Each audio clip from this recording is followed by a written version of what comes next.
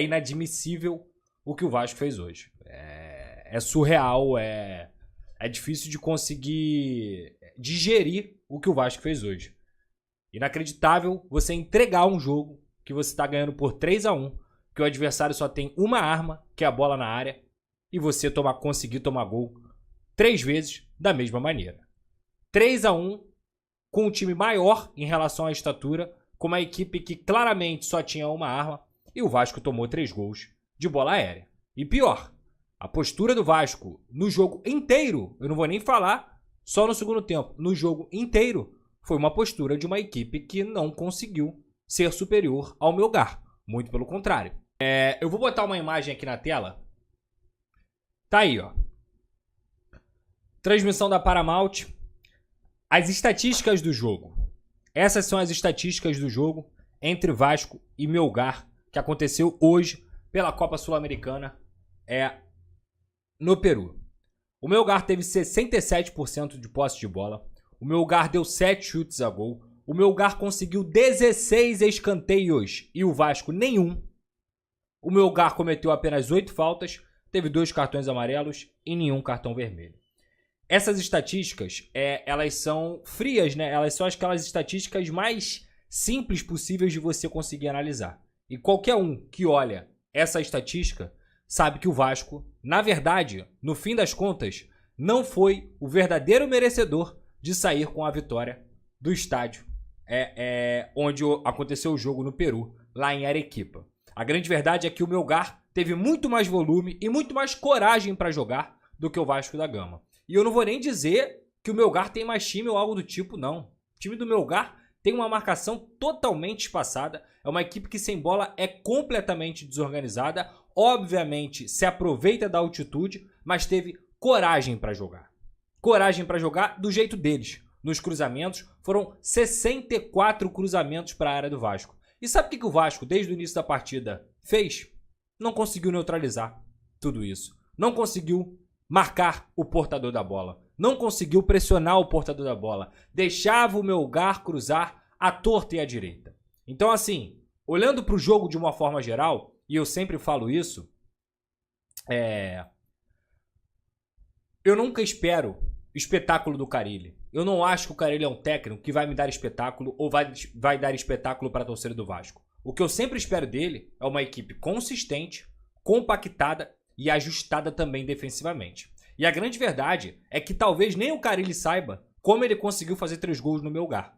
Porque os 3 gols saíram de individualidade, do talento, principalmente de Felipe Coutinho, e também, obviamente, do faro de gol do artilheiro Verratti, que faz gol até sem querer. Então, assim, cara, olha para o primeiro tempo, o Vasco consegue um feito que foi iniciar o jogo com 3 minutos de jogo, meter um gol com o Felipe Coutinho. Uma bola ali que o Lucas Piton acaba conseguindo recuperar, dá assistência para o Felipe Coutinho gira de uma maneira que só os craques sabem fazer, tirando o marcador da posição e coloca uma bola lá no fundo da rede do Melgar, logo aos 3 minutos, um golaço, um gol à lá Felipe Coutinho, já tinha feito um contra o Nova Iguaçu, já tinha feito um contra a Portuguesa e mais uma vez inicia uma partida bem, inicia uma partida sendo o melhor jogador do Vasco da Gama. A partir daquele momento ali, o que acontece? O Vasco faz um gol e já recua. Recua de forma espaçada, recua sem o apoio do Garré e sem o apoio do Nuno nas laterais. O Paulo Henrique hoje fez uma partida muito ruim. O Hugo Moura e o Paulinho, uma água defensivamente. Salvaria até um pouquinho o Hugo Moura no sentido defensivo em relação ao Paulinho, porque é muito difícil você não ter companhia na marcação no meio. E o Paulinho, a grande verdade é que ele vem sendo o titular do Vasco da Gama porque é um jogador que tem as características da transição, características de transição. Mas ele também não vem jogando nada. Ele jogou mal contra o Santos e hoje ele jogou mal de novo, principalmente sem a bola. Muita dificuldade sem a bola e o Vasco tendo muita dificuldade também nesse preenchimento de espaços do meio campo. Então ficava o Lucas Piton tomando bombardeio o tempo inteiro do lado esquerdo e o Paulo Henrique tomando bombardeio o tempo inteiro do lado direito. O Lucas Piton ele falha no terceiro gol, ele acaba não conseguindo subir na bola aérea. Mas a pessoa que é lúcida, ela percebe muito bem que o Lucas Piton hoje fez uma boa partida. Que ele foi extremamente pressionado e toda hora tinha dobra em cima dele. Toda hora tinha um atacante penetrando em cima dele para ele poder ser, digamos assim, testado. E ele conseguiu fazer uma boa partida. Em algum momento, depois do time fazer 64 cruzamentos e ele ser um jogador de baixa estatura, obviamente ele vai acabar tomando gol. Mas quem tinha que estar naquela bola ali era o Lucas Oliveira, que tem quase 1,90 e não tava. Entrou para isso. Entrou só para estar dentro da área. Entrou só para conseguir tirar as bolas aéreas do Melgar. E ele não conseguiu fazer absolutamente nada. Absolutamente nada. Então, desde o primeiro tempo, o Vasco não jogou bem, gente. O Vasco fez um jogo ruim diante do Melgar. O que aconteceu é que nessa individualidade do Felipe Coutinho, ele meteu um golaço e depois o próprio Felipe Coutinho, e aí sim, um jogo coletivo, o Vasco conseguiu fazer uma saída de bola lá do João Vitor, passou até pelo Paulinho, passou pelo Nuno, pelo Piton, chegou no Coutinho e o Coutinho conseguiu dar uma trivela absurda para o Verratti fazer o seu gol, o seu primeiro gol na Copa Sul-Americana. 2-0 Vasco, sendo que já tinha tido um pênalti perdido pelo Melgar antes. O principal jogador do Melgar perdeu um pênalti. Chutou pra fora. Tudo bem, o Léo Jardim tava na bola. Acho que até que ele pegaria. Mas pra vocês terem uma noção de como o jogo nunca esteve sob o controle do Vasco da Gama. O Vasco em nenhum momento controlou essa partida. Pelo contrário, o Vasco sofreu os 90 minutos dentro lá do Peru. Dentro do jogo lá em Melgar, lá em Arequipa. Então assim, não tem como justificar a falta de ambição e a falta de postura dessa equipe. Um time completamente espaçado, onde claramente com 10, 15 minutos estava claro que o Garré não ia conseguir, ainda mais na altitude, acompanhar principalmente as subidas pela esquerda. Pela direita, o Nuno também, apesar de ter feito um jogo até melhor do que o Garré, principalmente sem bola, também não conseguiu ajudar o Lucas Piton e ele foi bombardeado por aquele lado ali. Hoje, infelizmente, tivemos uma falha do João Vitor e também uma falha do Lemos.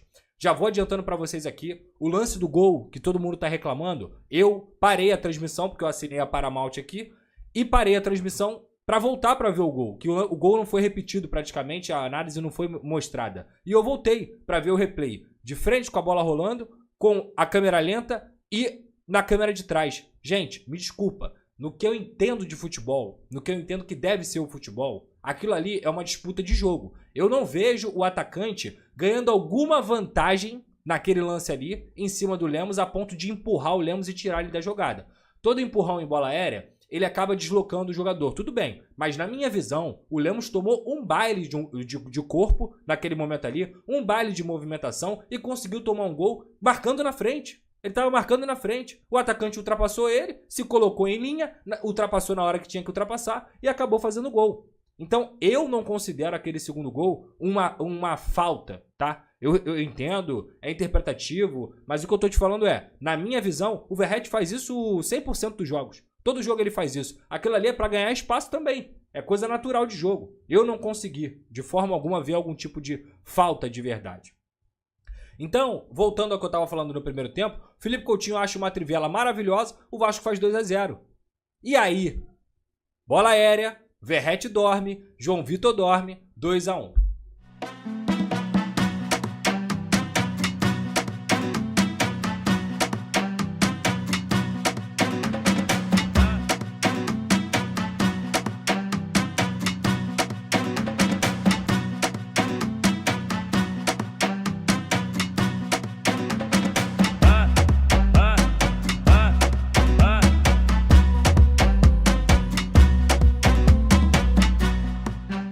Ó, a GoCase está com promoção rolando lá no site dela e com o cupom Pedrosa você tem desconto, tá? É esse tipo de copo aqui, ó, copo do gigante. E hoje, cara, olha só, esse aqui é sacanagem, tá?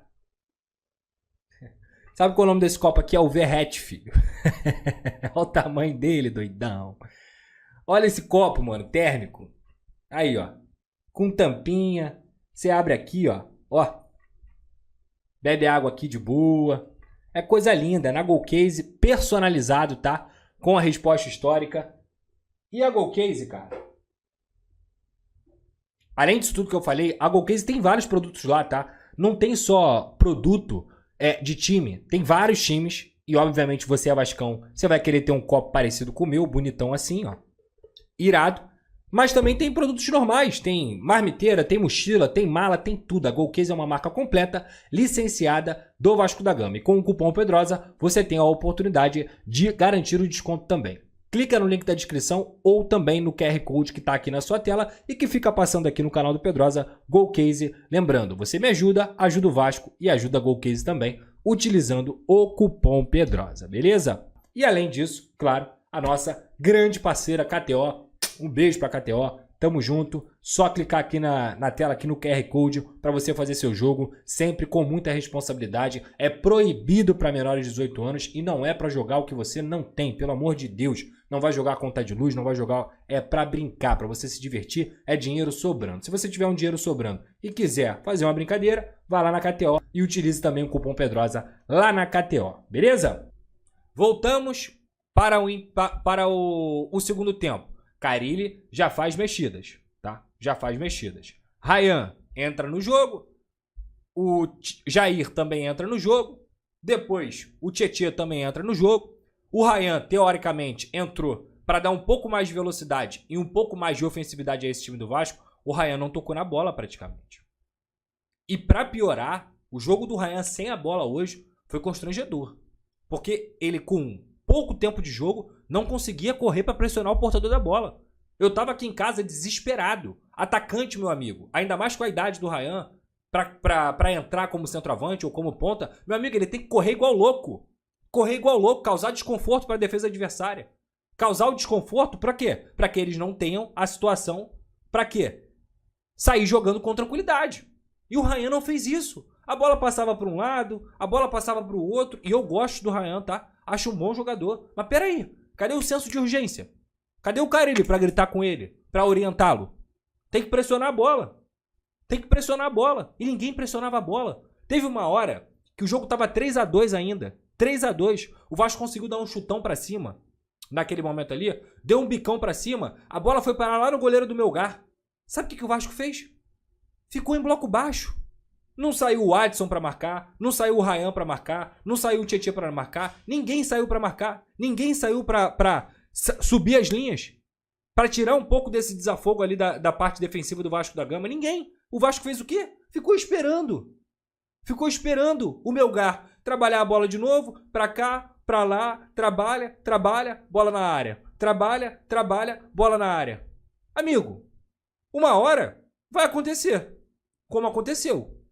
Então, cara, de verdade, pra mim, a postura é inadmissível. É inadmissível. O Carille, os nomes que o Carille substituiu foram até nomes ok. Você olha assim e você fala, porra, tá ok, botou o Adson, botou o Tietê, botou o Ryan, é o que ele tem no banco. Agora, a postura desse time, a forma retraída como essa equipe jogou o tempo inteiro, e ele vendo isso, ele vendo que o time dele estava sendo amassado, e ele não consegue dar um esporro, ele não consegue orientar pra subir linha. E eu não tô tirando aqui a responsabilidade dos atletas também não, tá? Porque os caras cruzaram 64 vezes. 64 vezes. E os atletas do Vasco da Gama não conseguiram neutralizar a única arma do Melgar. A única arma do Melgar era o cruzamento. Os atletas, meu amigo, eles têm que ter um tipo de percepção também. E o Felipe Coutinho, na entrevista coletiva, foi muito bem. Foi muito bem. Nós recuamos. Nós recuamos. O nosso time recuou. Ele foi honesto com o torcedor.